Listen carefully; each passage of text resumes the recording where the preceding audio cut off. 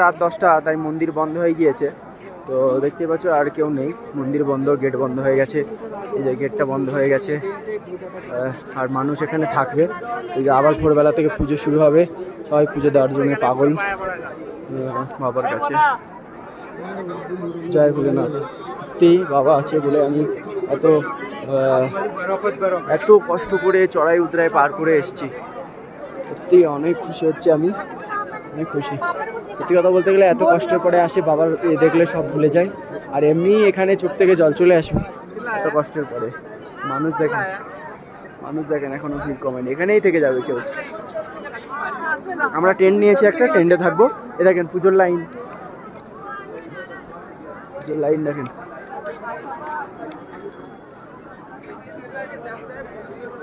এখানে রুম টুম পাওয়া যাচ্ছে, সবই দাম বেশি। আমরা প্রায় 2000 টাকা দিয়ে একটা ট্রেন নিয়েছি, সেখানে আমরা 4 জন আছি।